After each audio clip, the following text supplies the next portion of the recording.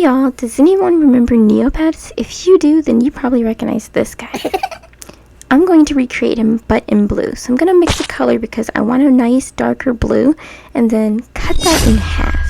The other half will be the arms. I'm rounding it to get a more oval shape, and believe it or not, the body is done just like that.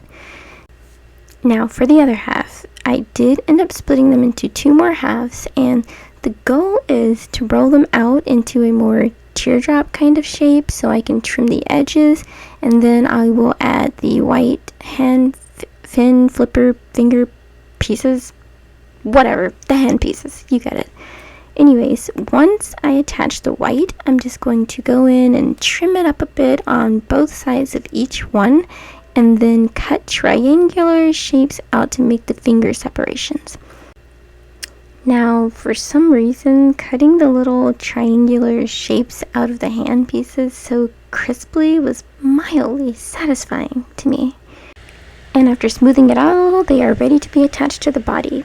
Well, not really. I accidentally made a big honkin' arm, and that is a slappin' arm right there. I need to fix it. Excuse me while I get my life together. Alright, that's looking much better. So I'm getting the first arm in position so I can use it as a guide for where the second arm goes.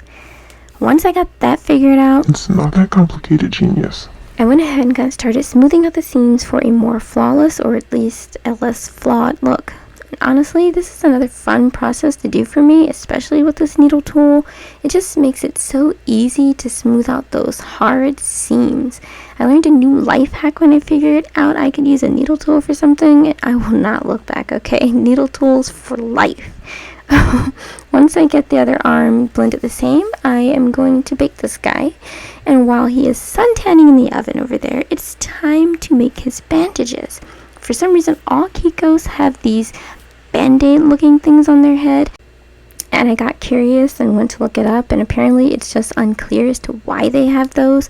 Maybe it's just for aesthetics that they look like somebody beats them up every day, or I don't know, maybe they're just super clumsy and they bump their heads so much. But whatever the reason is, this little guy gets one too to cover up his little teeny tiny ouchie. Got an ouchie boo-boo! And we are in the home stretch now, my friends. Get happy, celebrate, because it's time for him to get his face on. Now, I'm gonna say this now. Don't judge me, guys, but I'm trying to learn how to paint faces on figures and stuff because it's pretty new to me and I'm not that great at it. I never claimed to be an artist, so this guy's face did pretty much come out a little wonky. He's definitely not the brightest bulb in the pack. But he's still cute. And we are on to the final step, which is to prepare his little stand. I did try to sand the rough sides down a bit first, and then I'm going to go in with a nice coat of this mustard yellow paint because Neopet site theme colors are yellow and white stars, so I'm going with yellow and silver stars. I did give each of these sides about 4 coats of yellow paint, and then I let it dry for a while first before attempting to go in with the yellow again on the top and bottom of the stand, and ready for some studio magic.